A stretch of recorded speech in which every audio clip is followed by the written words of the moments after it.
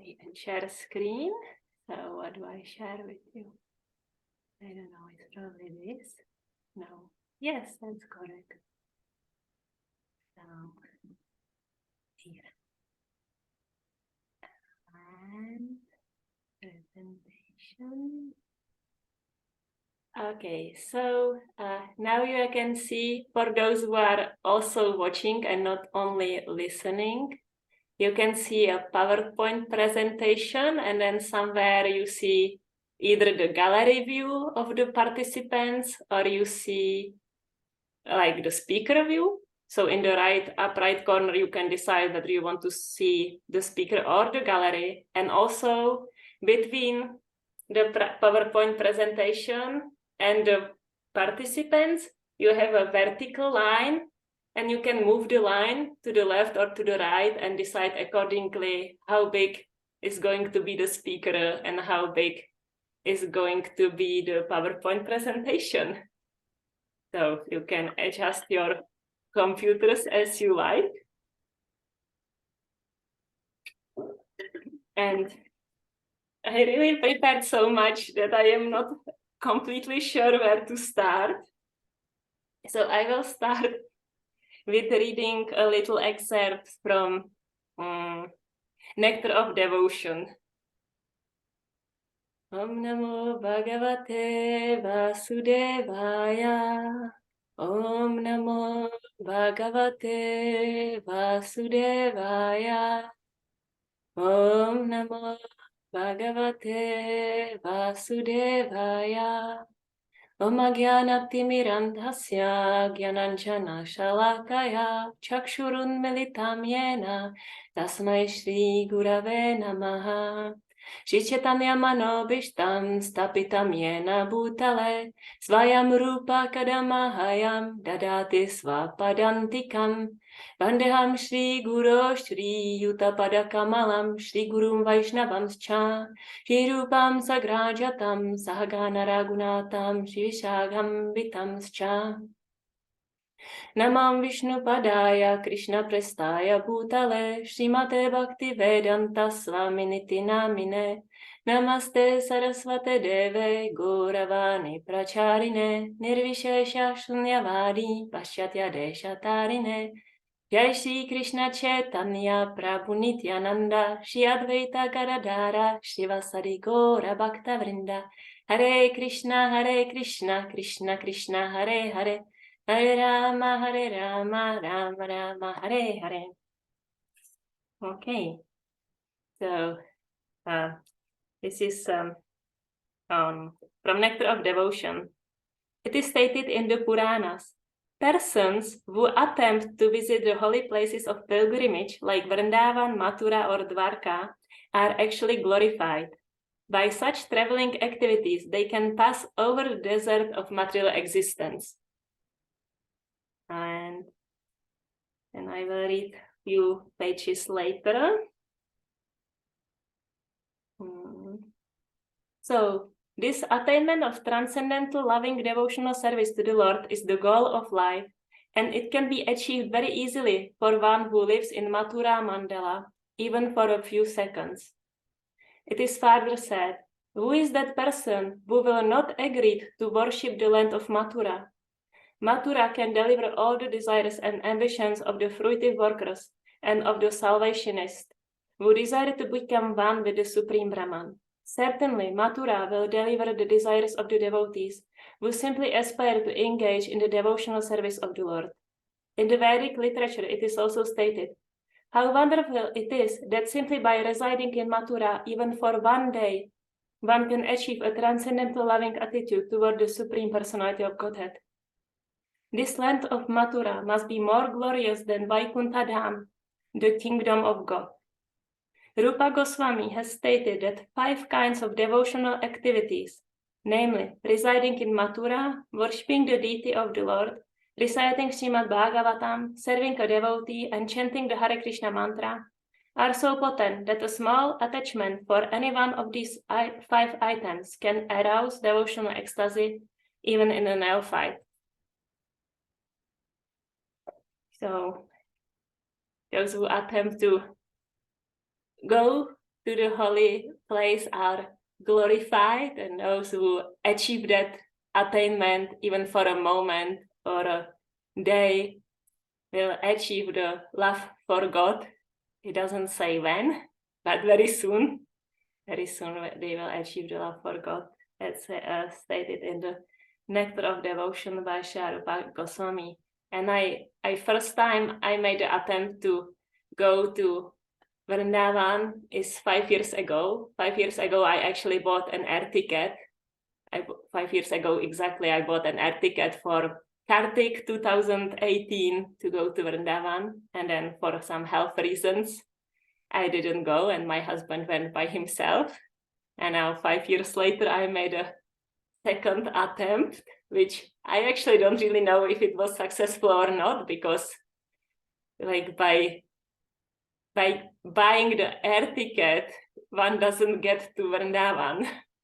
So I think it's like the same analogy, like Prabhupada says, no one, like the astronauts, they didn't go to the moon. They didn't go to the moon. It's cheating.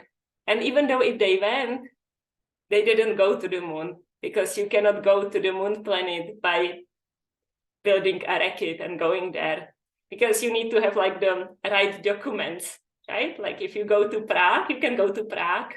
It's our capital city, for those who don't know. And no one in Vrndavan knows Czech Republic or even Czechoslovakia. So I had to like acknowledge the Raghavinda Prabhu for his high level of education there. Anyway, so you want to go to Prague, and you can do it. You arrive to Prague airport, and then if you don't have the right documents, you don't have the visa, you don't have the passport, they will not allow you to actually leave the airport and enter the country. So this was my second attempt to go to Vrndavan. I actually landed. I landed in Vrndavan, and whether I got the correct documents or not, I am not so sure about. But yeah, it was for sure a very impactful trip, and I will share with you some more of the details as we go on. So this is well, I don't know if I have to do like this. So this is a description of one of the descriptions of Sri Vrndavan Dham in Krishna book. Well, Krishna, the Supreme Personality of Godhead. In Vrndavan, there are many falls which are always pouring water, and the sound is so sweet that it covers the sound of the crickets. And because water flows all over, the forest always looks very green and beautiful. The inhabitants of Vrndavan were never disturbed by the scorching heat of the sun or the high summer temperatures. The lakes of Vrndavan are surrounded by green grasses, and various kinds of lotus flower bloom there, such as the Kalahari Nilotpala, and the air blowing in Vrndavan carries the aromatic pollen of those lotus flowers. When the particles of water from the waves of the Yamuna, the lakes and the waterfalls touch the bodies of the inhabitants of Vrndavan, they automatically felt a cooling effect. Therefore, they were practically undisturbed by the summer season. Vrndavan is such a nice place. Flowers are always blooming, and there are even various kinds of decorated deer. Birds are chirping, peacocks are crowing and dancing, and bees are humming. The cuckoos there sing nicely in 5 kinds of tunes. Well, you all completely disappeared to me, but I believe you are still somewhere here. Okay, good. I have it. So this is what I read about Vrndavan, and this is what I've seen in Vrndavan. And I don't know if you will hear the sound well, but if you want to have like a real Vrndavan experience, then don't put your sound down. That would be cheating.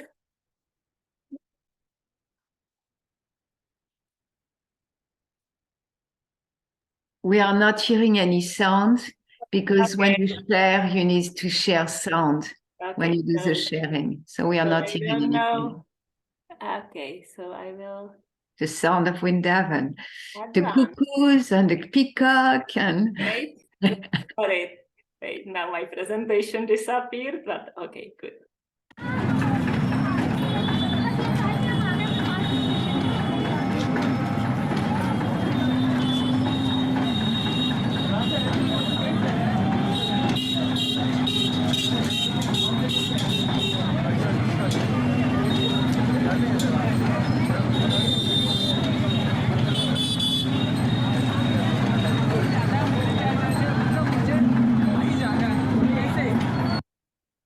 So, can you hear me?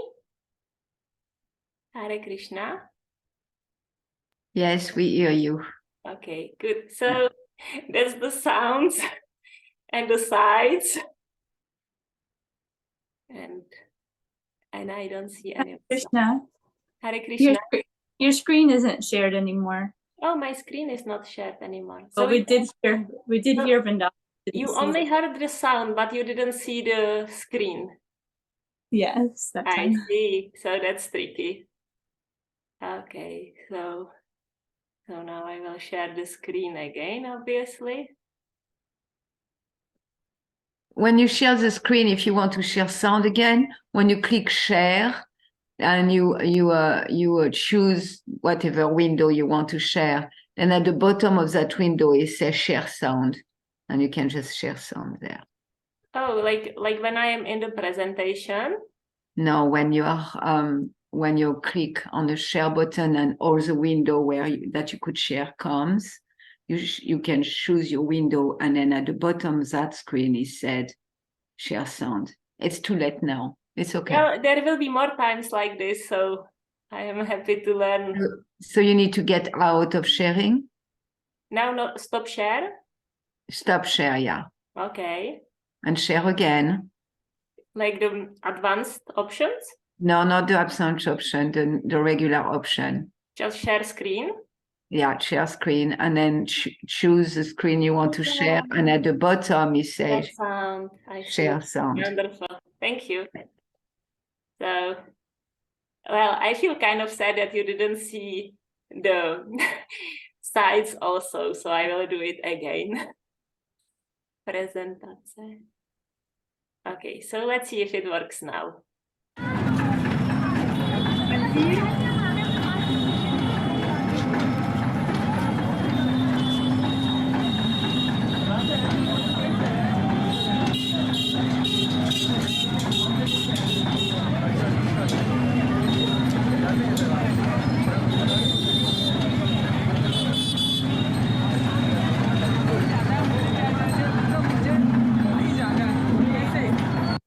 So this was like a medium crowded day, really less crowded day in the little village.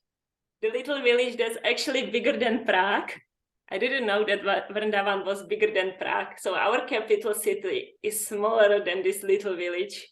And there is just like one temple, like the most visited temple has 1 million guests every day. 1 million guests every day in Banke Bihari temple, which is as many as inhabitants in our capital city. So I didn't particularly feel like being in the little village. But I guess in India, they have like a different comparisons, like what's small and what's big. So now we are going to the beautiful sides of blooming flowers. I haven't seen any flower or grass or a tree or anything like it. I've seen a lot of garbage and monkeys and yeah, like a Yamuna river. I never swim in Yamuna river. The water is really pure and clean. I could see that, but it's mixed with a lot of other things, so I didn't go there. So I didn't even get the mercy to swim in the holy water. And then this is a quote from Shah Prabhupada. Mother Ratneshwari and Nalini Kanta Prabhu told me that when they first came to Vrndavan in 75, it still was as in the descriptions of Krishna book, but something had to happen there because the devotees asked Prabhupada about like, what is this ugly thing? This is a memory from Shah Prabhupada. The ugliness that you see here is Yoga Maya. See, it's Yoga Maya. Prabhupada says, it's Krishna's covering. Vrindavan appears this way to drive away the atheist and impersonalist, just as New York attracts them. For a devotee, this Vrndavan is as good as Krishna's transcendental abode in the spiritual sky, Goloka Vrindavan. But you must have the eyes to see. So I didn't see. Like, all I saw was like noise, like my ears were in constant pain with all the toot sound of the motorcycles and the rickshaws, and the air is so polluted that at night, even though there is no like light, like they have, because the electricity factory was on the strike, so there was no light at night, and still there is no star visible. Sometimes not even the moon, because the air pollution is so high. And then the garbage everywhere. And yeah, I really didn't see any of the descriptions, but interestingly, and it was so chaotic. I never experienced so many people in such a chaos. Like, they have no rules or regulations. It felt like I never went to a big festival, but it felt like being at the big festival. And then at the end, like, all the people want to like leave through like narrow door, and it constantly felt like people leaving through the narrow door, but at the same time there is like a wave of people going the other way, and they crash in each other, and there is no like, okay, so those who want to go this direction will go on the left side and the others go also on the, nothing like it. So there was like constantly like elbows in my ribs, and like pushing and pulling, and I felt so peaceful.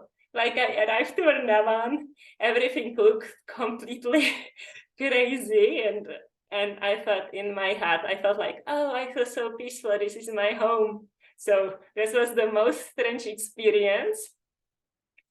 and there were more really wild things. Like, I arrived, I didn't know what is the good time to arrive to Vrndavan. So I arrived 10 days before Gora Purnin. So it's a very crowded time, and like before and after Gora Purnin. So my first 20 days in Vrndavan were like really crazy. Then it like decreased a little. But also before Gora Purnin, that starts what they call a holy festival. I never heard of a holy festival before. And I arrived right in the middle of it. So what is a holy festival is that everyone screams Jaya Radha, and they throw at you like a scent-like feeling colors, and the colors are toxic, and they are like agitating the throat, and you cannot wash them from your hair or from your ears or from your nose or from your clothes. So I took all my nice saris that I wasn't wearing the first week because I didn't want them to be damaged. And here is how it looked in Radha Damodar temple during the holy festival.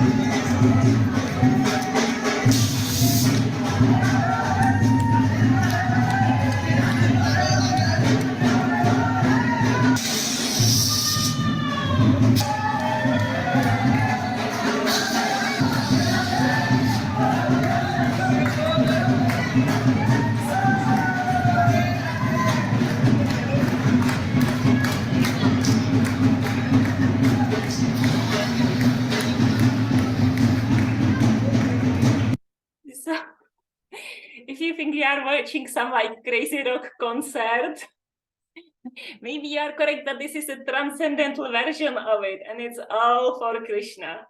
So, and I was always like, my all Vrndavan experience was so surcharged by such amazement how it is possible. It is possible to put Krishna in the center of all activities, and how the people there are really living it. And like all the shows that we have on TV, and all like crazy festivals, and all like people like going into the crowd to see like a famous movie star or something. It's all there in Vrndavan. It's all for Krishna. So that was really fun. But like the holy festival, it took 7 days. So I would have appreciated 1 day or maybe 2 days, 7 days with like intense diarrhea in the middle of it was a little too much, but I survived it, and then it was over, and I thought like, now it's going to be nice and peaceful. So I went to Krishna Balaram temple, which is the temple that Shah Prabhupada established himself, and they had a boat festival for Radhe Shyam, and that's when I came.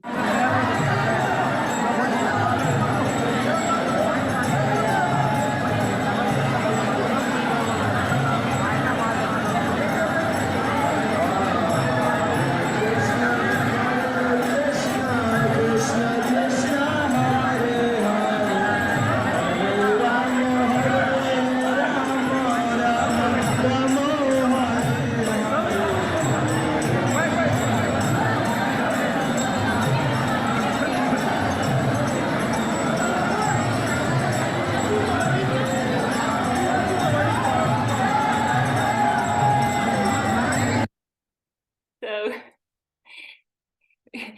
by the time in Vrndavan, I kind of got used to everything, I think.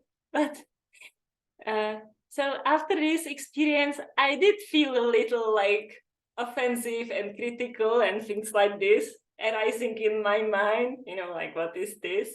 And immediately I got my karma for that. There's one interesting thing in Vrndavan, that you get like immediate karma for everything. At least that was my experience, and many people share the same thing. So the next day, like monkeys stole all my lunch, and I got like a pigeon poop on my head. It like spread like completely like this. It never happened to me once in life, and we have a lot of pigeons here that like a pigeon would poop on my head, and I was still like, this is an accident. So then the next pigeon poop on my head, so it was like 2 pigeons in like so it's like, okay, I get it, like I shouldn't judge like this like enthusiasm of the devotees who come to Shri Vrndavan Dham to celebrate Krishna. And like most of the times I just like went with the flow, and again, I never been to like a big, like a mundane festival, but I think that's like something similar that people experience, this like a huge crowd, like 10,000s and even like hundreds of thousands in the Banke Bihari temple. When I went, it was like hundreds of thousand people like squeezed, like one another, like really like squeezed and like climbing their shoulders to see. And then there is the moment that the deity will come on the scene, like they open the doors and then the curtain appears, and everyone just like screams in ecstasy, Jai Radhe, Jai Shyam. And like feeling it, like just getting that mood from the people all around, it just felt like someone special is going to appear very soon. And I felt it because the crowd like carried me with their apprehension and emotion. And then the curtain appears, and then maybe the pujari goes like, like doing it, he will open, but doesn't open. And the crowd just goes like completely crazy. And it's like an everyday experience in every single temple of Shri Vrndavan Dham. So it's crazy on the outside, but somehow by some merciful arrangement, my mind was almost constantly turned off. And I was just like feeling, wow, this is really Krishna's land. Vrndavan is really Krishna's land, and Krishna is everywhere. And it was impossible to forget Krishna anywhere, because like there are devotees everywhere with tilak and saris and dhotis, and they are like prasadam. My dream always was like, if I could go to Prague, and then all the little restaurants and sweet shops and everything, if it was prasadam, and I could just go and enjoy. And this place actually does exist. And Vrndavan, you can like go everywhere, is prasadam, all sorts of varieties, and everywhere is little shops for Krishna. You can buy like things for the deities, like little peacock feathers and crowns for the deities and outfits for the deities, and shop with japa beads and neck beads, and a shop with deities, and a shop with pictures of Krishna, and a shop with garlands for Krishna. You can buy a garland and then go to the temple and offer it to the deities if the monkeys don't steal it before you get there. So it's like really like a lot of emotion and fun, because like it really feels like getting the garland for Krishna, but then it's like such a fight to get it to him, actually. So it's just like, it's Krishna's land, absolutely, totally Krishna's land. Krishna is everywhere, impossible to forget him, and like 5,000 temples or maybe more by now, and they have all open doors, and in each of the door you can see like the deities like visible even from the street, and there is a kirtan going out from the temple. It's like one building next to another is a temple, and out of each building is kirtan coming out, and then there are people on the street, and there are like groups that are doing kirtan, and everyone is doing different kirtan and different names and different tunes, and they're like all having amplifiers, so it's really loud, and to like hear any name it becomes like really impossible, but the names are there. It's just filled with Krishna. I was like, it's possible, it's really possible to like live a life that like Krishna is in the center of everything. And I was admiring some people for doing that, and I will get there eventually, but I also want to share that there are also some like nice peaceful scenes sometimes. So this is a sunset on Yamuna River. I would often go to sit on the boat on Yamuna and watch the sunset and chant. Yeah, it was so beautiful. And it was like, there was not one nice thing. They have like little boats on Yamuna, and they probably belong to someone, but you can still go and sit on the boat and no one ever says anything. So it was like a life, so much more like a community outside life, like everyone being outside and not like hiding, open doors, open mind, open consciousness, Shri Prabhupada says, not like hiding. Like now I have cultural shock. I thought I have cultural shock in Vrndavan, but I didn't. It was crazy, but I didn't feel cultural shock. But I feel cultural shock now with all the high fences and people being like so like sober and gray and like, yeah, hidden. So anyway, so there's some peaceful sides.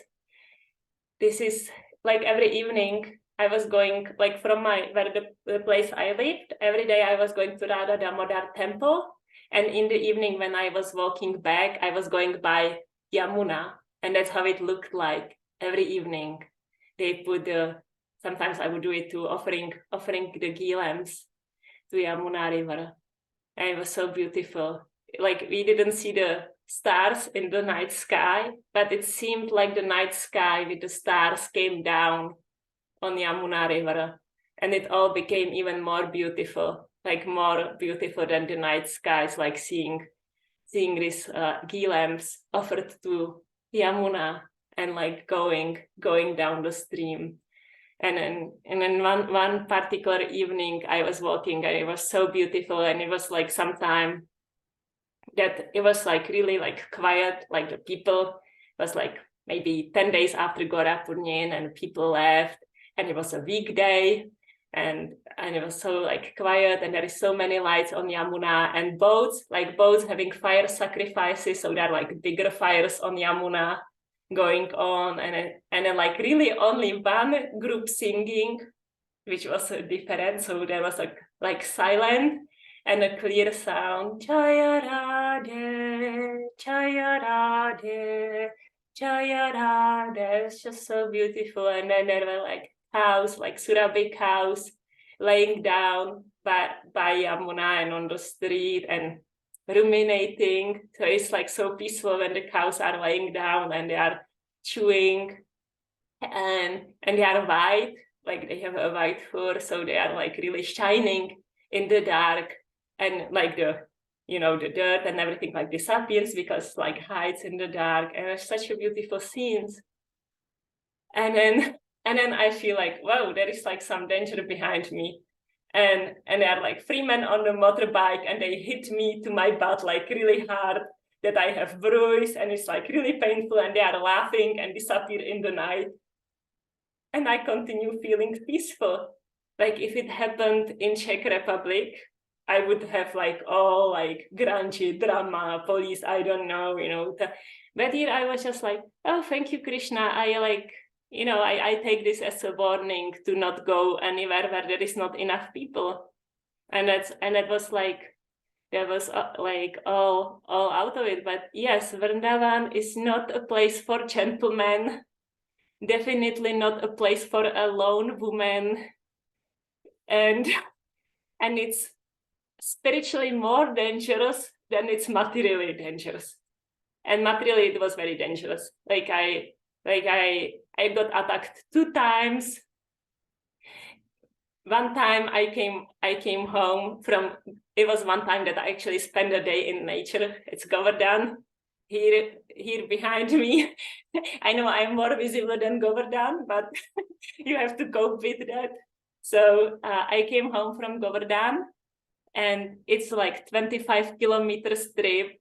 And then after that, I still went to Radha Damodar, which is another 4+4. So I walked 35 kilometers that day, and I walked back to my room, and I started to wash my hands, and my hands started to shake like this. And I thought like, oh, I got dehydrated, and I walked too much, it wasn't wise. And I put the hands out of water, and I realized there was electricity in the water, which is like a normal thing in India, I heard later, but it didn't feel normal to me. So I really, that time was the only time that I felt like a deep anxiety, like fear that I could have died just by washing my hands. But then I went to the manager of the building, and he said, electric man comes 4:30. So electric man came, he fixed it. I bought from him, they have the tester, you can test like safely if there is electricity or not. So I said, Lakshmi. He gave me for 30 rupees that tester. And every time I wanted to wash my hands, I was testing if there is electricity in the water. So materially dangerous place for sure. As you can see, here is this after I got 2 times attacked by a man and 3 times got things stolen by monkeys. So you can see in my hand here, I got a stick for man and the monkey. It actually worked to keep them away. And I was really ready to use it. And yeah, so some fun in Vrndavan. And spiritually more dangerous than materially dangerous. Because like materially is dangerous everywhere, it was just more alive in Vrndavan. And like we often hear the first verse of Nectar of Instruction. I know Dira Govinda Prabhu likes to share what is the first verse of Nectar of Instruction, how it starts. Anyone remembers here how the first verse of Nectar of Instruction starts? You are muted, Madam Malini. Vacho vegan. Yes, Vacho vegan. So controlling the speech, controlling the tongue, that's how the Nectar of Instruction starts. And and it ends, really the last 4 verses are about the importance of going to the holy places. The last 4 verses are about the importance of going to the holy places, of living in the holy places, of taking bath in the holy, like in Radha Kund specifically Nectar of Instruction focuses on Radha Kund. I'm going to read from the last verse. We usually don't do it, but I'm going to do it. Now is the time. Okay, text 11. Text 11 is the last verse. And in every respect, her divine Kund is described by great sages as similarly dear to him. Undoubtedly, Radha Kund is very relatedly attained even by the great devotees. Therefore, it is even more difficult for ordinary devotees to attain. If one simply bathes once within those holy waters, one's pure love of Krishna is fully aroused.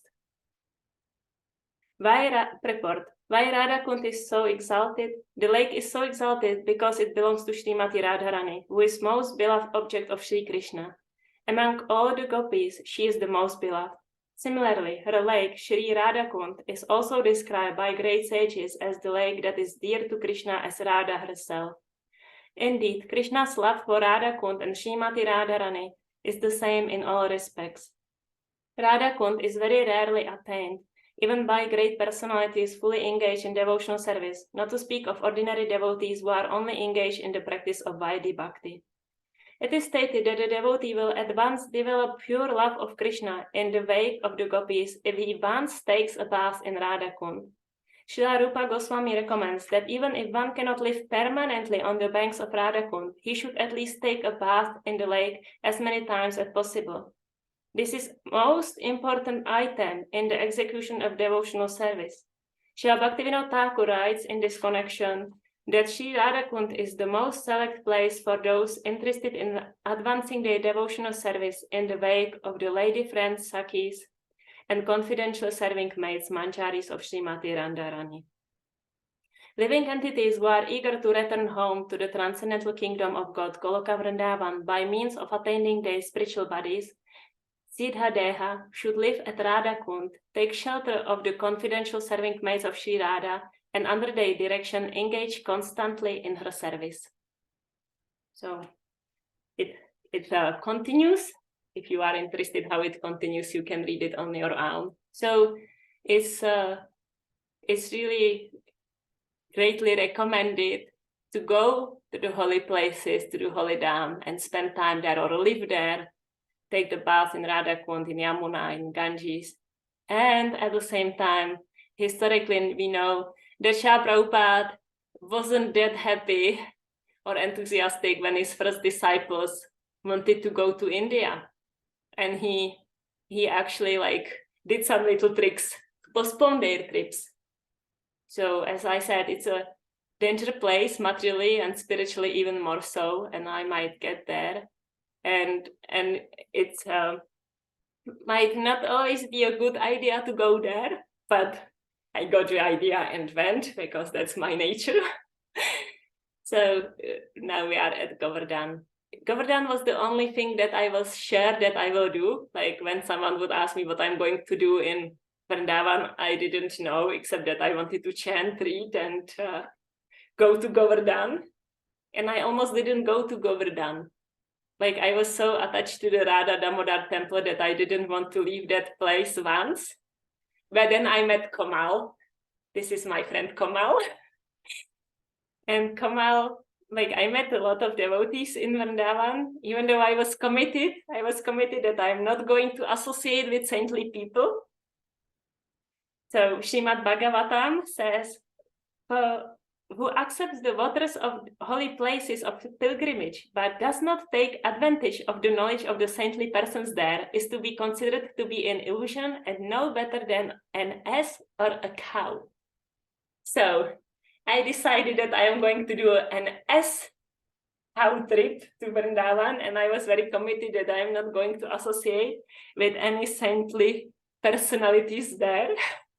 But I did associate with some, and Kamal was one of them. So she is one of the people who, the family lives in Vrndavan for generations and generations and generations. No one can remember anything else than the family living in Vrndavan and being devotees from one generation to the next to the next. And she was so. My experience was her, she was so pure and so loving that my heart in her presence was just completely melting in humility, really. And it was my interesting experience in Vrndavan that anytime that I showed some attempts for devotional service, then Krishna would reciprocate in giving me something, and one of that thing was Kamal.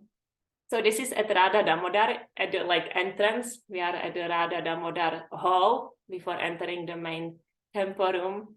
And I met a family there, like they had 4 children. Well, I have to check the time. Oh, okay, that's not too bad. They had 4 children, the family, and the children wanted to take pictures with me, like a photo. It was my experience in Vrndavan. So many people wanted to take photo with me. But mostly at the ISKCON temple, like somewhere else it was rare. But to the ISKCON temple, it was like that 50 years ago, and it's still now that the people are going to see the Western Jagais and Madais transformed. It's still a thing. It's still a thing.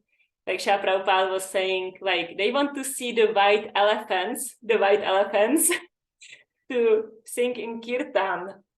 And it's true, like I am, like you can see, I'm so much taller than Kamal, and I am so much taller, like 3 heads taller than most of the Indians, and whiter than, you know, most of them, even though I'm not that white. So a white elephant from their point of view. And then like the history of, you know, cow eating and illicit sex and things that are really unthinkable in Vrndavan.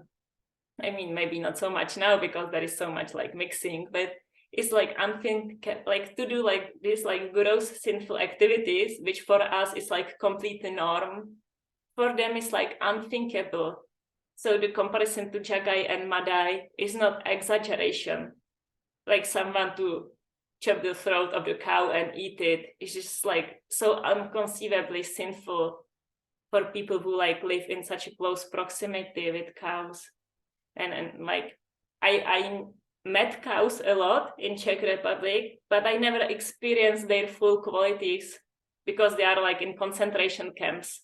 So no one in the concentration camp can like manifest in full the qualities of like affection and being like motherly and so like gentle and so, which the cows are.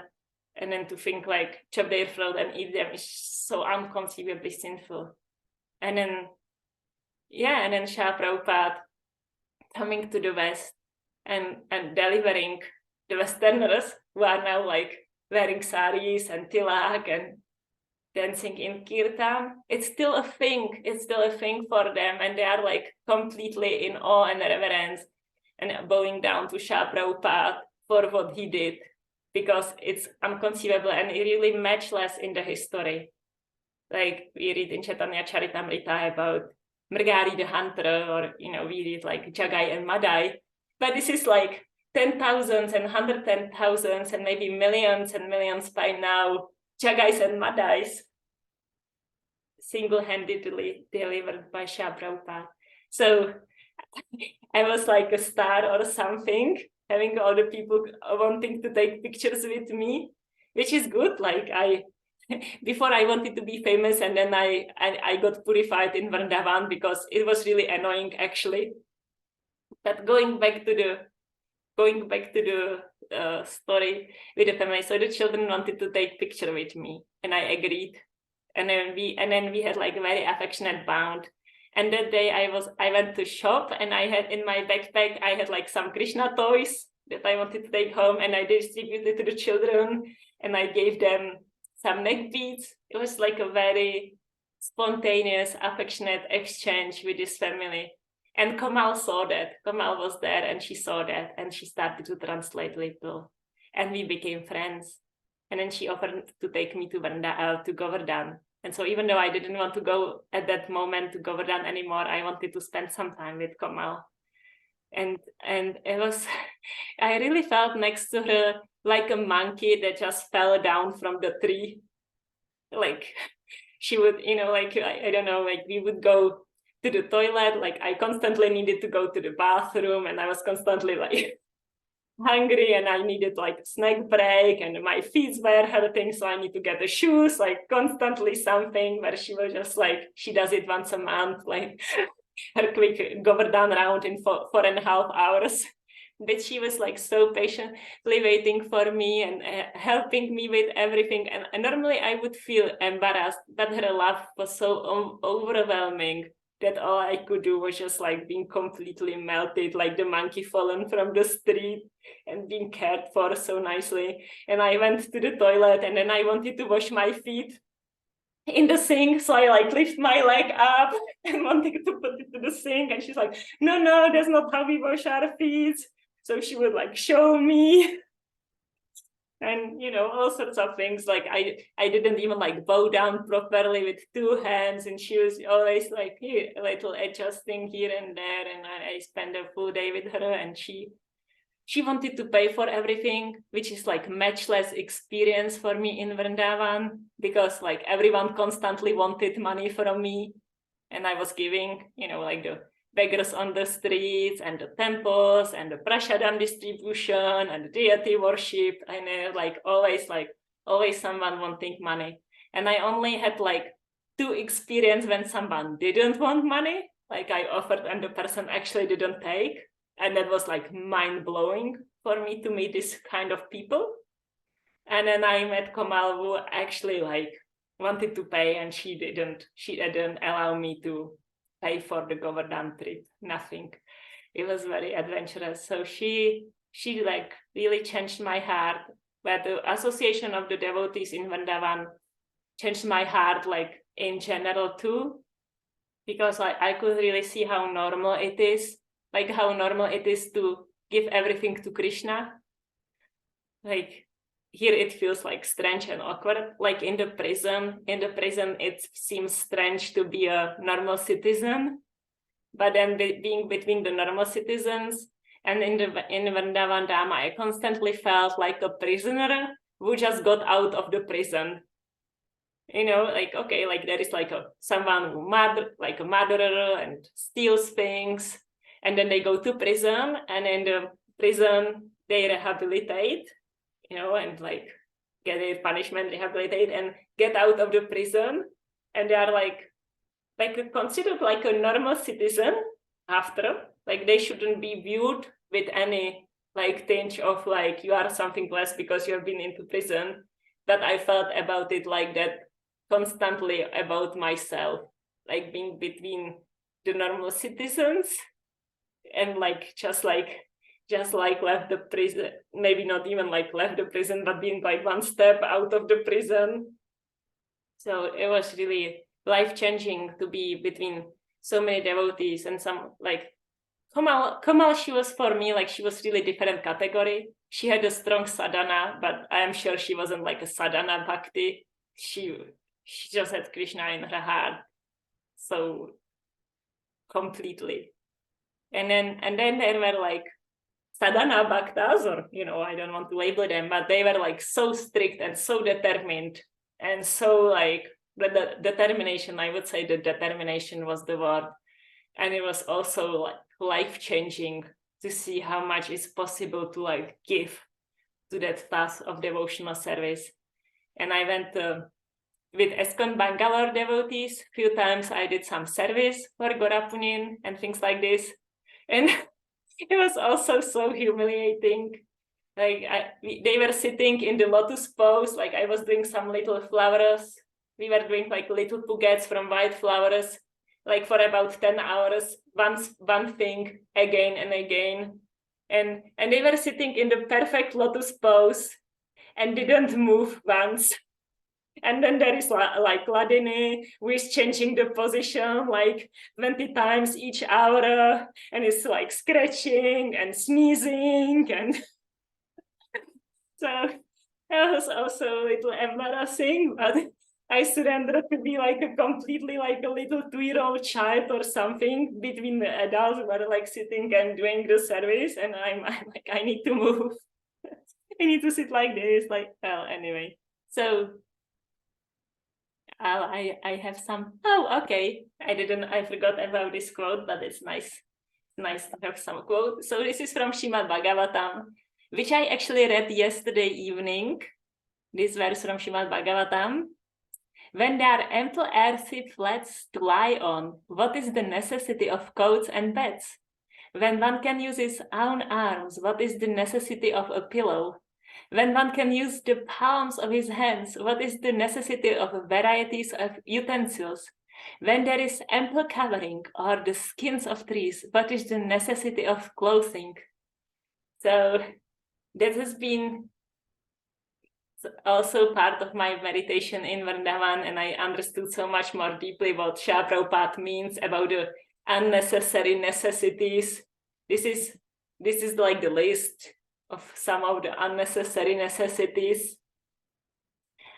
And like there were so many people like her. I have no idea, she doesn't speak Czech language, this Mataji. I don't know why.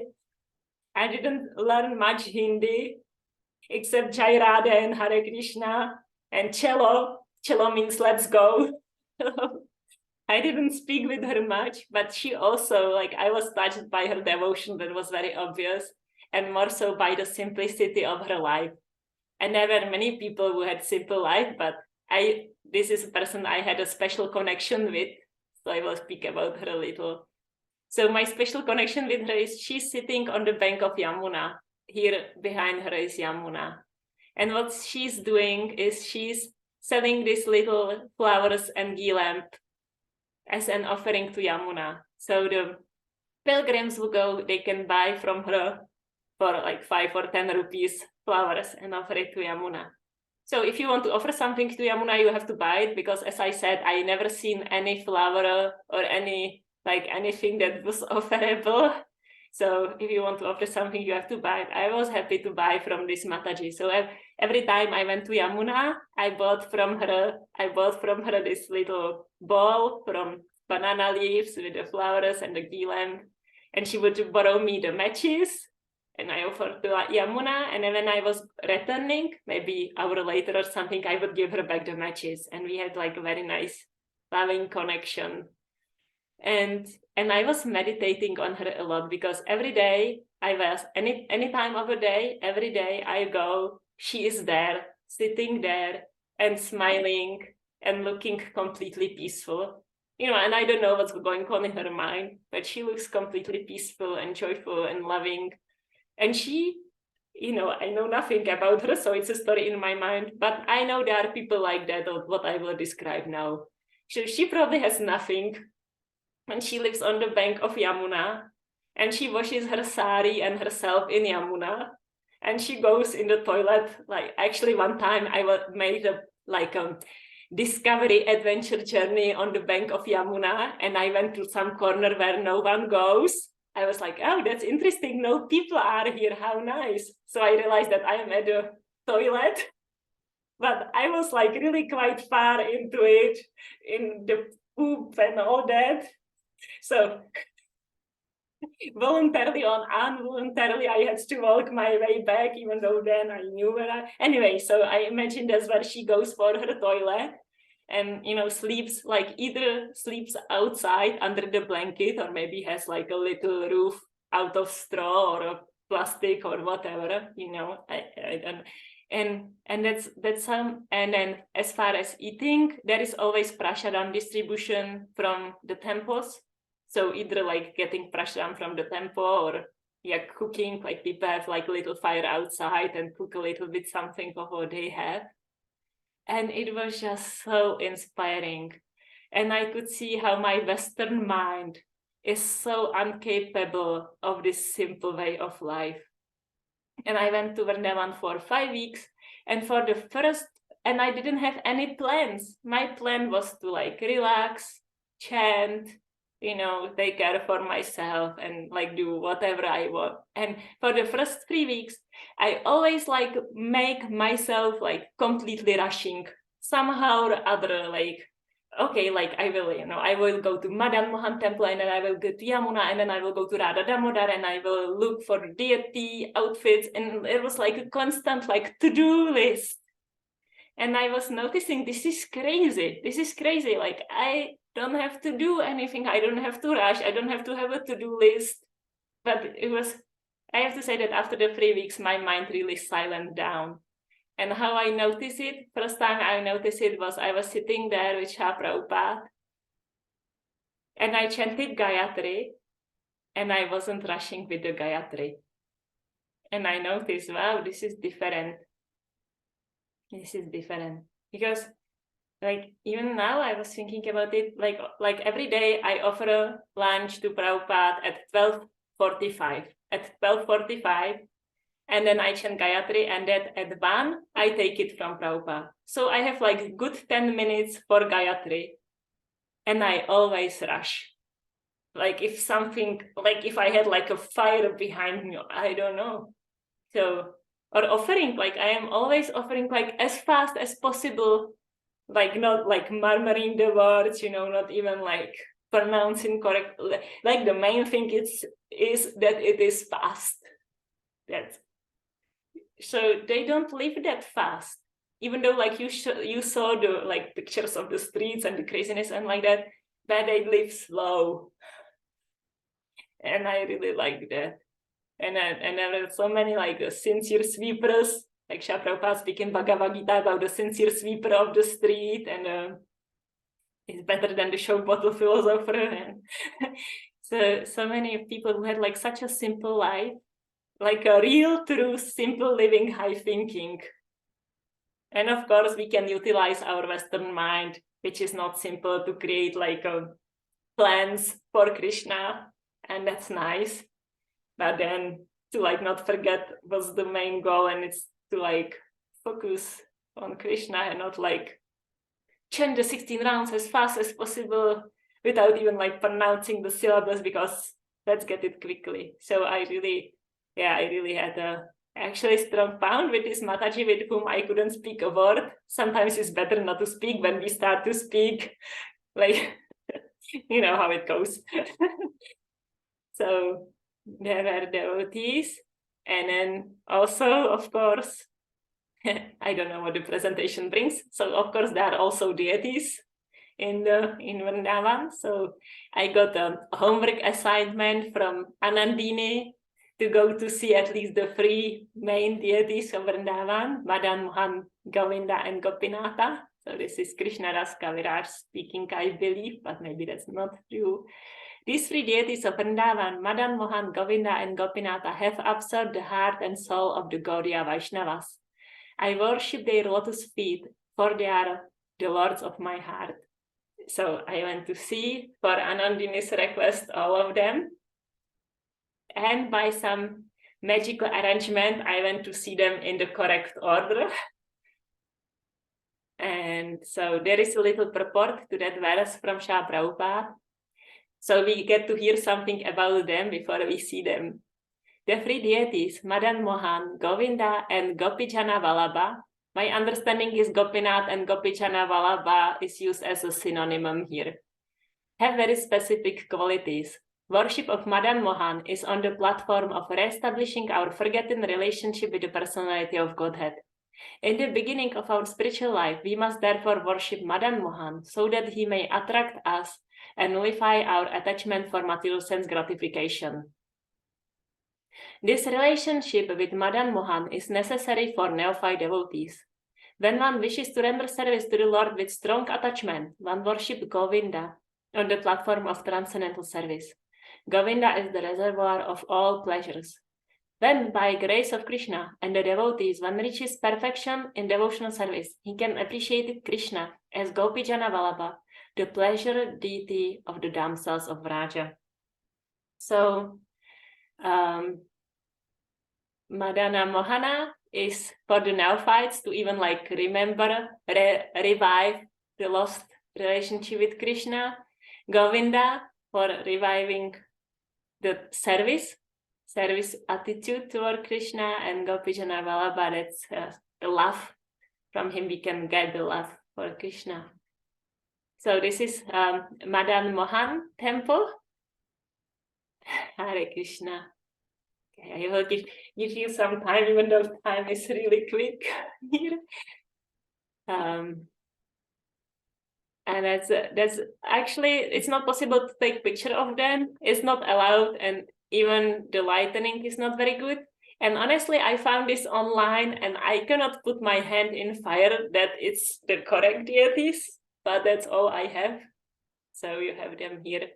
Glory to the All Mercy Parada and Madan Mohan. I am lame and ill-advised, yet they are my directors, and their lotus feet are everything to me. And this is also Madan Mohan, just that you know. There is no difference, Jai. And they actually come from the Madan Mohan temple. That's where they were, however is it called? Yeah, they are originating from there. So this is Govinda Dev's temple. It's really huge, so I couldn't get the full temple on the picture. It looks like a huge cathedral, and there is the deity of Govinda. He says Krishnadas Kaviraj says Radha Govinda. I didn't notice any Radha, and they call him Govinda Dev. Like if I ask where is Radha Govinda, they didn't understand, but Govinda Dev they understood. So I'm not sure if it's even the correct temple, but I think it should be. You are muted, Mother Malini. Sri Sri Radha Govinda, the original ones, they were moved to Jaipur. So now they are worshipping Jaipur. Okay, so yeah, that's happened to more of the deities, but at least I thought they should be like same looking. So Radha is still somehow, I don't know where she is, in a temple of jewels in Vrndavan, underneath the desire tree, Sri Radha Govinda, served by their most confidential associates, sit upon an effulgent throne. I offer my humble obeisances unto them. And here is a temple of Lord Gopinath. That's the only one that I actually took picture myself because it was possible, allowed and possible. So, Sri Srila Gopinatha, who originated the transcendental mellow of the rasa dance, stands on the shore of Vamshivata and attracts the attention of the cowherd damsel with the sound of his celebrated flute. May they all confer upon us their benediction. And get ready for more deities. Maybe the presentation is not working now. So this is Goranitai in Krishna Balaram temple that Srila Prabhupada personally installed in 1975. And this is Krishna Balaram and Radhishyam from the same temple. They are really beautiful. I wanted to say something about them, but now I completely forgot. So it's good. So you can get the darshan for a few moments longer.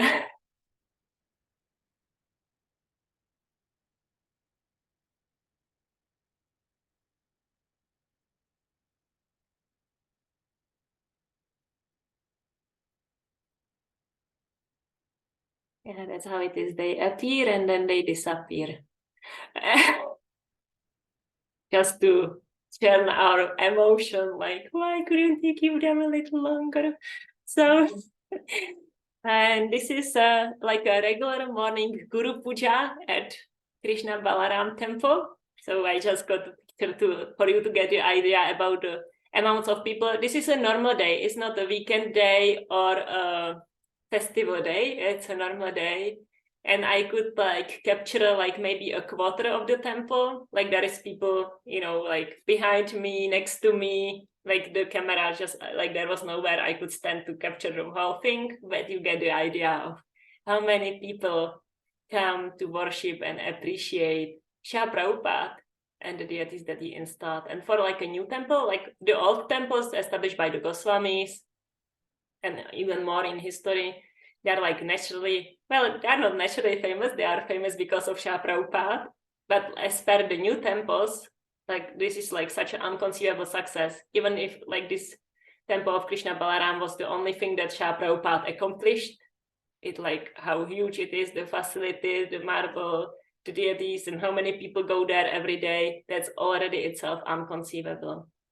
And I had one time, I had a person asking me, like, how come, it was at Radha Vallabha temple, I remember it, how come that the Westerners, how come that they come to Vrndavan to worship Krishna? How come they come to Vrndavan to worship Krishna?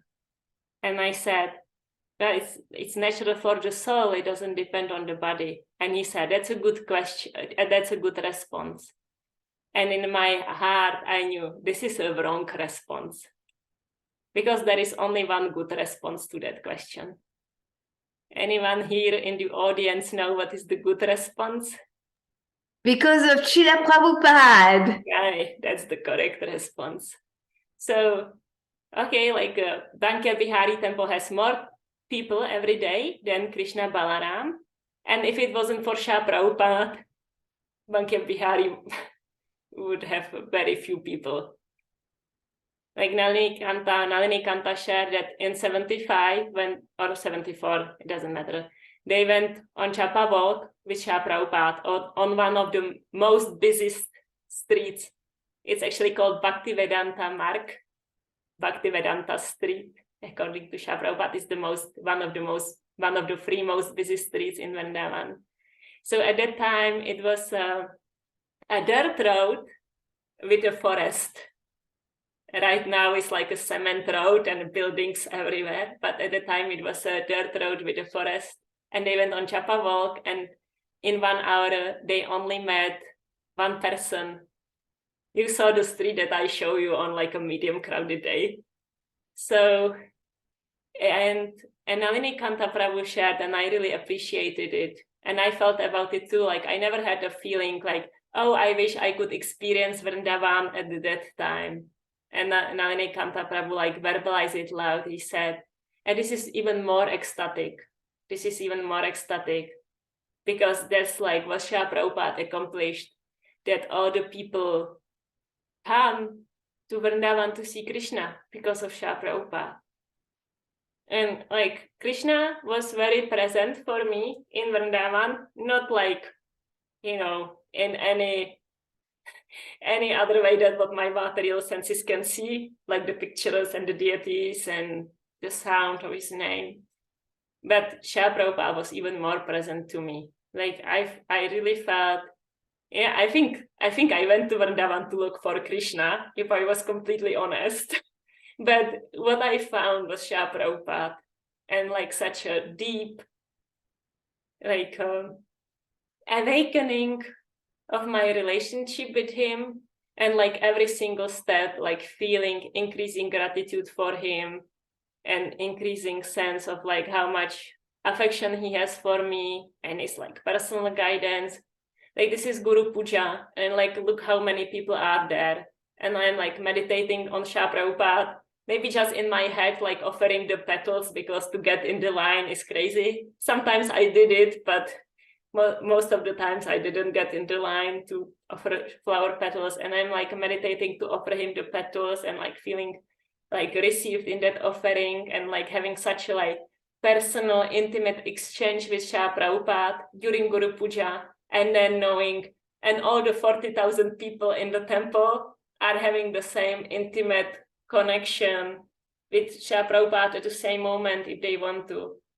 And then all the other whatever millions people at that same moment have the same connection with Srila Prabhupada. That's like so unique and special, and like really feel it, like really feels like special, like yeah, special in that relationship.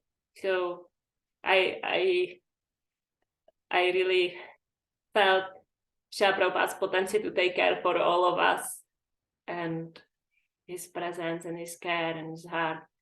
And time is like really quick, and I have like so much more to share. This is from Srila Prabhupada quarters in Krishna Balaram temple, where he is like final pastimes, from his final pastimes, the room. And this is Srila Prabhupada's Samadhi. And I have to fast forward. I am so sorry, but you can get this presentation later on. This is Sanatan Goswami Samadhi. Always empty. Anytime I went there, no one else was there. That was interesting. Rupa Goswami Samadhi. It's on my Nectar of Instruction book. It's outside. So obviously it was built outside by the followers of Rupa Goswami, but at some point or another, they built a roof above it. And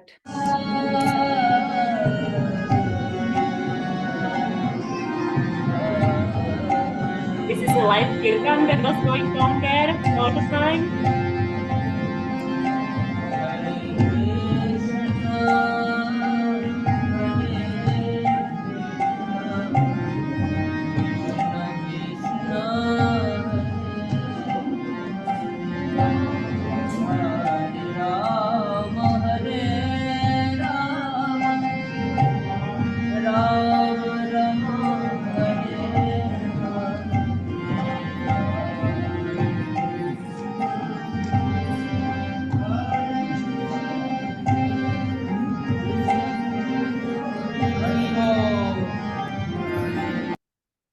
And this is the entrance to Radha Damodar temple. So the Rupa Goswami Samadhi you can find there. And this is really the place where I spent all my time in Sri Vrndavan Dham. If you have asked me before what I'm going to do in Vrndavan, I would not tell you that I'm going to spend all the time in Radha Damodar temple, but that's what I did. Like my heart was always like carrying me there.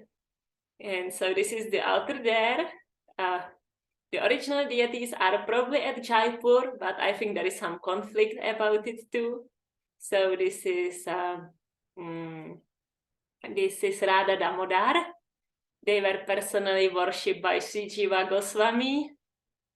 And then here we don't see, that's Radha Vrndavan Chandra. You will see them later. They were personally worshipped by Krishnadas Kaviraj Goswami. And there is Radha Madhava and Radha Chalchikan. They were also worshipped by some people at that time, who I don't know. And this is Krishna's cowherd boyfriends. I really love these two deities. I think they are so beautiful. And they are like protecting the altar, and also they are next to the Shila with Krishna's steps, like footprints. They are Krishna's footprints on the Shila. We are just reading in the Nectar of Devotion before I left, the impetus for love for Krishna is just footprints. Anytime I would see these footprints, it was like in such a, and amazement. And this is the altar from a different point of view. So we can see the deities worshipped by Krishnadas Kaviraj Goswami. And this is also, it's still on the same altar. It's just impossible to take picture of all of it at once. It's six Goswamis there on the same altar. And then there are Srila Prabhupada rooms. So Srila Prabhupada was spending his time before he went to United States. He was spending time in Radha Damodar after he took sannyas, and he was writing the first 3 cantos of Srimad Bhagavatam there, right next to the deities worshipped by Jiva and Jiva Goswami and Krishnadas Kaviraj, and he was praying to them. And and there is also the Samadhi of Jiva Goswami, Krishnadas Kaviraj, and Rupa Goswami. And Srila Prabhupada could see all of that from his rooms, and that's where I spent all my time, in like more and more each day. Like I started like maybe with 1 or 2 hours during the first week, and the last week I was there from morning till evening. I even found out how to stay there. They have lunch, or not lunch break, they have afternoon break from 1 to 5, so everyone has to leave. But the last week, somehow or other, I was able to stay, so I was there from morning till night all the time with Srila Prabhupada. So you can notice here on the picture, he doesn't have Kantimala. He didn't have Kantimala. So I got him. I got for Srila Prabhupada Kantimala. I was looking everywhere and found the most beautiful Kantimala they had, and I brought it to Prabhupada and put it on him. And then the Pujari said, it's too tight. It's too tight. Srila Prabhupada cannot have it, but you can take it as a Maha bag. And so what happened, the next morning we came, and the Kantimala was long enough, because Srila Prabhupada wanted to receive that little gift. And there was so much magic going on for me in that in the whole Vrndavan and in that room especially. So you can see Shah Prabhupada is wearing a garland. And what they would do, like in the evening, there is some arti, some Saradava evening arti for Shah Prabhupada. And if Shah Prabhupada receives another garland from a guest, like people come buy the garland and give it to Shah Prabhupada, then the leader, like they would ask the people who were there, like to lead some Saradava. And if Shah Prabhupada has 2 garlands, they would give it to the leader of the Samsaradava. So every evening, if Shah Prabhupada has 2 garlands, there is someone receiving garland from Shah Prabhupada in that room. So what I was doing, I was buying the garland to make sure that someone in the evening gets it. And what was like really fascinating about it, that the person who received it, they were always crying.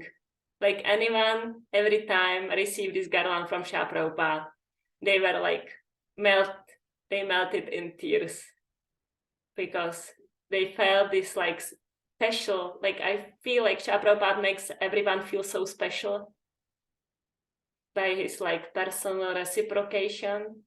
So and they felt it, like they came to this place where Shah Prabhupada spent so much time, and it was I was the only one in the 5 weeks who was like going there every day. Like I was aware of the people, and they were like only one other person who was coming like sometimes, like maybe she came like 5 times in that 5 weeks.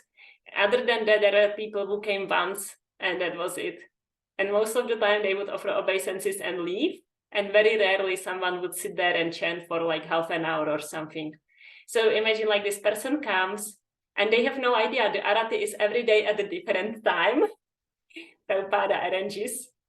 So they come there and it's arati going on just accidentally. And then they sing in the arati for Shah Prabhupada in his room, and then they get the garland and they break in tears, being so touched by that experience. So every time I would buy a garland for Shah Prabhupada so that he could get it. And on the day before I left, I came late because there was a traffic jam from people, so I couldn't get back into the temple on time. And the arati was already going on, and Shah Prabhupada had only 1 garland. And the pujari, after the arati, gave that garland to me. So, and I cried. Because I knew they don't do it. And it was a new pujari. The pujari didn't know me. Like, if I knew it was the old... Because after the 3 weeks that I was there every day for many hours, the pujaris like really noticed me. You know, they weren't noticing the people, but they noticed there is some person who goes there every day and chants. And so I was getting so much from Shah Prabhupada. I was getting like his morning sweet. Every morning I got a huge rasgulla, big like a snowball or a halwa. And I can see the Raghavinda Prabhu now is like raising interest in that place. And then Hare Krishna. And then I was getting lunch, like a full lunch, and they never I was there, I was there for 5 weeks, and they weren't giving Shah Prabhupada's lunch to the guests. But every day for the past 2 weeks, I got the full lunch from Shah Prabhupada's plate for one of the pujari. And in the evening, I was getting fruits, like a big bowl of Prabhupada's fruit, and I would usually share the fruits with whomever I would meet. And it was another of these events of like engaging myself in a little service and then getting what I wanted. So I met Komal, my friend, and she was sweeping the Radha Damodar temple. And I asked her if I could help. And then from that day, I knew where all the brooms were and everything. So when 1 p.m. they closed the temple, I went to get the broom and I started the sweeping. And then they want to like kick me out. I'm like, Seva, Seva. So they let me do what I want to do. And so this pujari from Shah Prabhupada room who was giving me the Mahaprashadam, he saw that I was sweeping the temple. And so he asked me, can you also sweep Shah Prabhupada's room? I was so happy. So from that day, I was also every day sweeping Shah Prabhupada's room and cleaning like his stands and things. And I swept like there is like you can like walk around the Radha Damodar temple, like it's inside, but it's around all the samadhis and the main temple, like a parikarama. And they say if you walk around once, it's like 4 times Govardhan, 100 kilometers. And I spent it every day for the last week. It took like 4 hours and it was quite intense. And I felt so happy. I felt so happy that I could do it in the temple. So there was like so many like miracle reciprocations. Like one time I got to sleep. I was like more and more home in the temple. So I got to sleep on the altar. Like they allow me to sleep on the altar. And then I saw the 6 Goswamis from a near view, and I saw, wow, they were like really not taken care of. Like they were in dust and some pigeon poop and like that. And I thought like, oh, I wish I could do something for them. And immediately, like as I had a thought, there comes a man who like normally like is taking care for the shoes in the temple, and he gives me like a bucket with water and piece of cloth.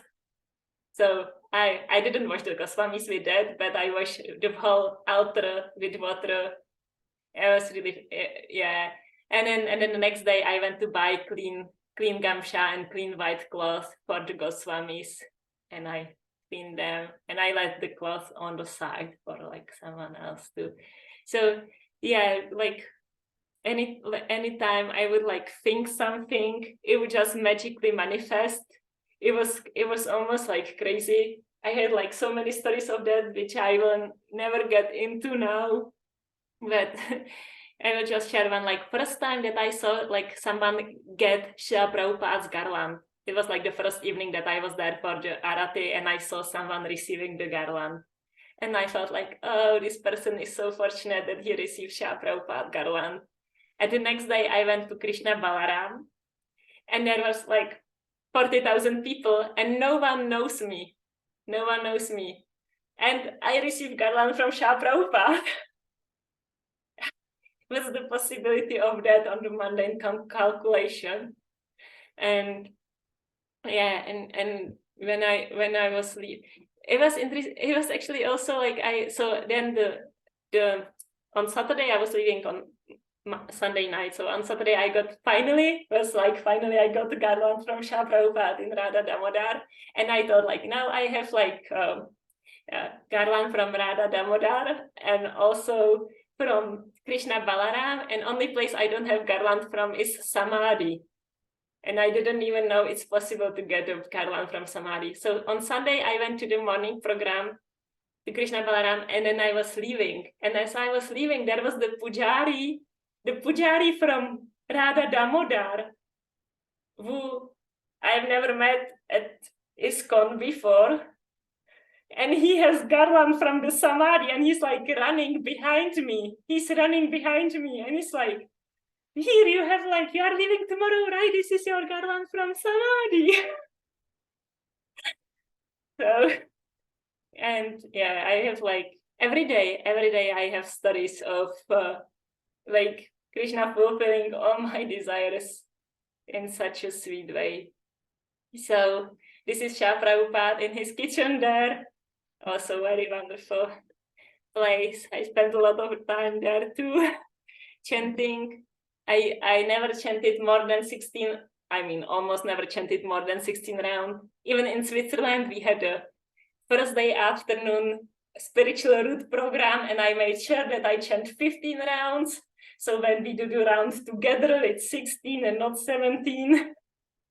So in there, I was chanting like 50 and 60 and one day 70, and it just felt like, and it was like more quality than ever rounds for sure. And after I came home, I chant more. I wanted to chant more, but it was so hard. Yeah, I will end soon and allow comments. I see Garuda has raised his hand. So it's ending soon. So yeah, I just want to say that it was like such a block for me. For me, it was like really like 16 exact, not like minimum. And now finally I can chant more, which is the greatest treasure alongside with the faith with Srila Prabhupada that I took from Vrndavan. And this is a letter which Srila Prabhupada didn't write, and it's there. I will not read it now. But Srila Prabhupada probably said all these things as a memories, maybe. But it's like Srila Prabhupada speaking about how special the Radha Damodar temple is, which Srila Prabhupada was doing. And there is a quote about the faith. I had so much faith when I was in Vrndavan. This is my other friend Madhuri Mukhi took a picture of me chanting with Srila Prabhupada.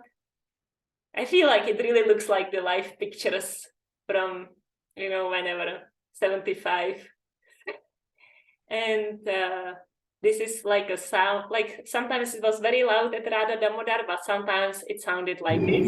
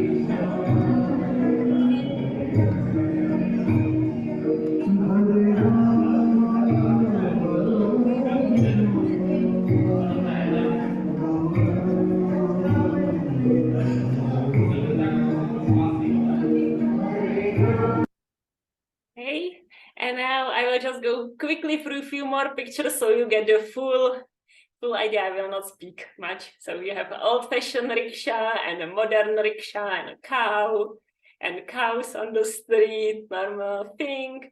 This is the most fortunate living entity in the whole entire universe. Some of you already saw it. It's a little mice there in Srila Prabhupada's room. what a fortune. And cows and puppies, as many puppies as you want to, and bulls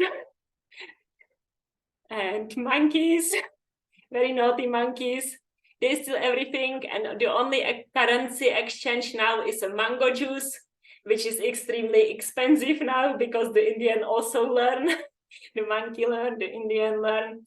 Oh, right, and this is from Radhakund.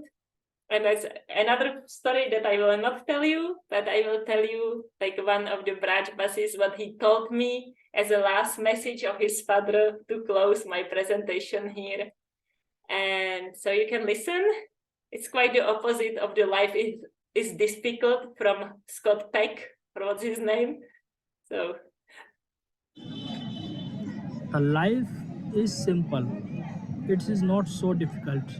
Just be humble and engage yourself in Thakurji Seva, and always try to help the devotees, the Vaishnavas. This is my message to you, my son. So he's saying life is not so difficult. It's simple. Just worship the devotees, try to be humble. And like that.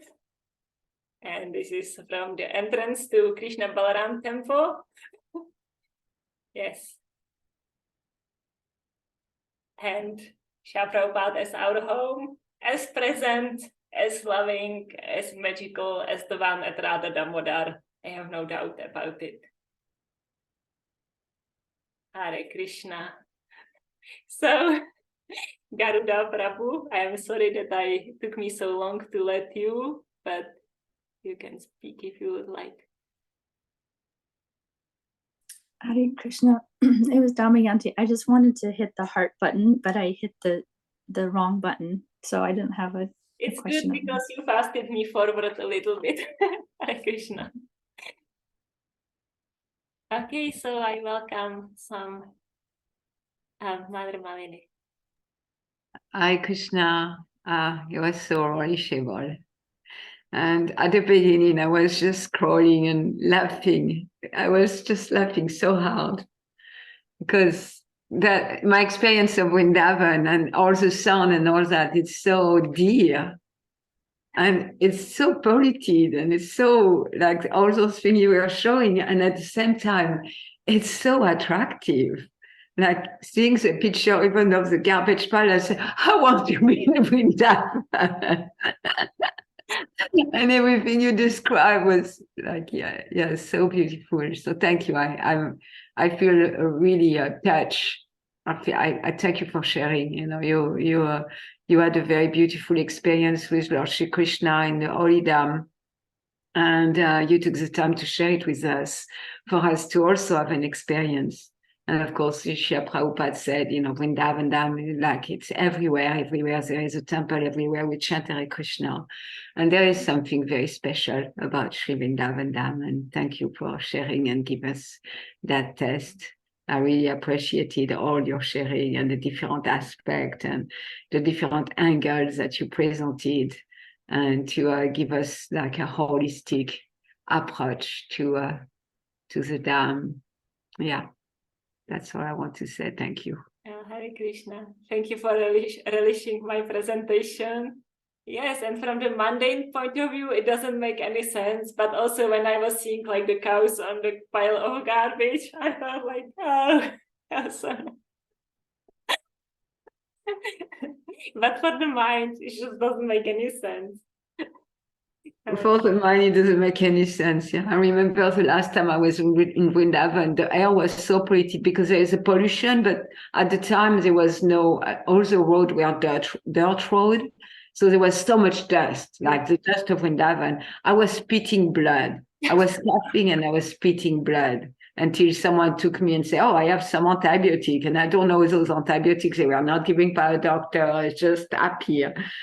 And still, I was just, oh God, I want that spitting blood. Yeah. One other thing, recently, I don't remember if it was in a class or in my reading, but Srila Prabhupada specifically was speaking about the monkeys of Vrndavan. And he said, like, yeah, anyone who commits sinful activity on the Dham, then they take birth as a monkey. You know, like sexual activities, they take birth as a monkey. And so they spend one life as a monkey in Vrndavan, and after they go back to Godhead. So even the monkeys, they are naughty and they are aggressive sometimes, and they are scary. You know, I thought they were scary. And they are pure devotees, meaning in their next lives, they go back to Godhead. I would definitely go for one more monkey life and go. Exactly. And not that we want to perform sinful activity on the Dham for that, you know, live on the Dham. So I was thinking of the little mouse that you pointed out. And that's if we had the eyes to see, we could see that this is not an ordinary mouse. And there is a story, Amuna tells a story like what Prabhupada was at Radha Damodar. He did a series of lecture on the Nectar of Devotion series right there in the courtyard. And there was a monkey, old monkey lady that was coming every night at the right time when Srila Prabhupada was teaching. But at one point, the devotees got a little scared because she was big, and Prabhupada spoke with her in monkey language. I don't know what that means. And she never came back. Okay. But she was coming to hear the pure devotee too. Yeah. Wow. Anyway. Yeah. I found out because I was listening the lectures of from Nectar of Devotion while in Vrndavan. I didn't know that Srila Prabhupada spoke them there. So that's wild. So I was there all the time, even in my bedroom. Hare Krishna. Well, related to that, I don't want to take over, but related to that, you said, I didn't want to associate with sadhus. And that's not the truth. Because you were hearing Srila Prabhupada, reading Prabhupada all the time. So you were doing exactly what Srila Prabhupada said to do. Yeah. And I want to say that I was strict in the association of a sadhu, and it's a very long story. It all would take another 2 hours to describe how but it was the last day and I got like really tricked in association of a sadhu, and I got really confused and like very quickly. So I knew I wanted to protect myself and not to associate, but I thought like I wouldn't get confused. But immediately I got so confused. But then it was fortunately last day, so there was not like time for more confusion, and it got all resolved at Radha Damodar temple with Shapra. Hare Krishna. But I think Krishna planned it because I thought I will come back and recommend everyone to go to Vrndavan. And I think Krishna really wanted me to like also open my eyes to like, no, I don't want everyone to go to Vrndavan.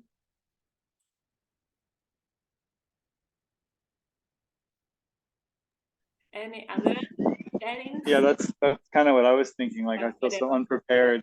I feel so inspired, but so unprepared. And the inspiration is get prepared to go to Vrindavan, because it's I'm so happy for you, and like I feel so excited to journey there one day, perhaps. And yet I feel so unprepared. And so, well, if I'm going to journey there, what is the preparation? And I see the preparation that you've done is like to go out onto the streets in Czech and around the world, and to distribute Prabhupada's books, and to interact with people, and to dress devotionally, and to do your service and offerings at your home temple every day, and to create some consistency and some like spiritual health. Yeah, so like to create some spiritual health for yourself, and stretches and chanting on the street there. And it's like, I don't know if you knew that, and going on, I think you went on, is a parikarama, but you went on some traveling, and there was some austerity there, and you like wait. I mean, I think in a lot of ways you probably feel like you jumped into the deep water, into Krishna consciousness in so many ways. I experienced you like maybe in healthy resistance, you know, asking questions, and then like with some grinding, you were surrendering, but there was like, yeah, and so it's like you may have felt, I think, like you were really jumping in deep, but I kind of, looking back, and I don't know how you feel exactly looking back, it's like I see you wading in, maybe fairly quickly, but you know, and so yeah, it sounds like you had a really beautiful experience. I'm looking forward to the whole presentation. I was listening and looking at some of the pictures, but I look forward to like watch this whole presentation thing. I guess there's something that you created to watch it with my family. I'm like very excited to hear more of the stories, and yeah, that's what I had to say. Hare Krishna. Hare Krishna. Dear Bhaktadevan, thank you for sharing. And I want to take the opportunity to say that what I see as a main preparation to go to Vrndavan is to like really study Srila Prabhupada very deeply. Like it happened to me so many times that I was in association with someone, like in the ISKCON temple or with ISKCON devotees, or someone, you know, who I thought was like Prabhupada. And then the person would share a story, and I thought like, oh, interesting, I never heard that story. And then I would find out because Srila Prabhupada never said it. And so like without that, okay, reading, actually finished the last book from Srila Prabhupada in Vrndavan. And after that, I got this association. It was really interesting to like really know. And my desire to like study Prabhupada really like on much deeper level arised in my heart to like, I want to know what Srila Prabhupada is saying. I want to know what Srila Prabhupada wants. I want to like really understand where he's coming from, and be like so clear that, okay, you know, someone says something else and I know for sure this is Prabhupada, this is not Prabhupada, and not like, oh, interesting, you know, I never heard.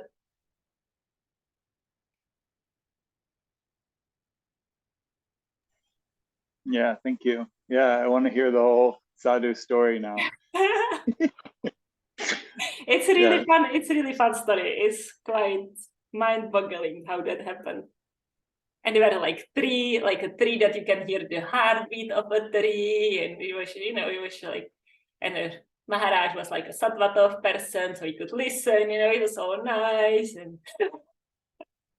I gave him some donations, so there was like an exchange of, long story.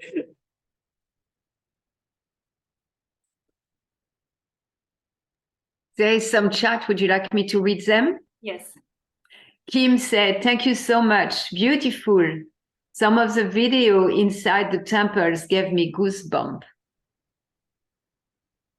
And there is Gauda and Damayanti. Prabhu, they said, thank you so much for this amazing presentation.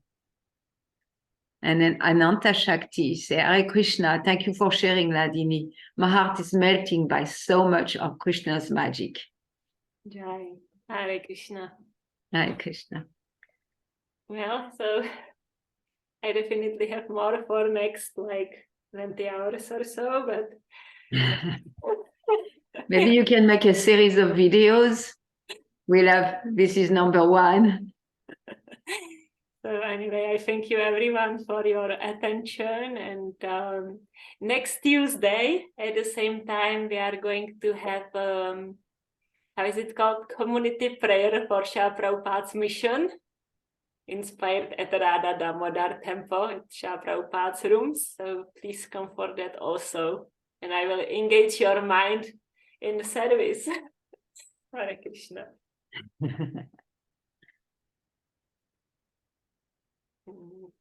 So, Shri Vrndavan Dham ki jai. Jai. Srila Prabhupada ki jai. Jai. Hare Krishna. Hare Krishna. Thank Hare you. Krishna. Thank you. Hare Krishna. That was special.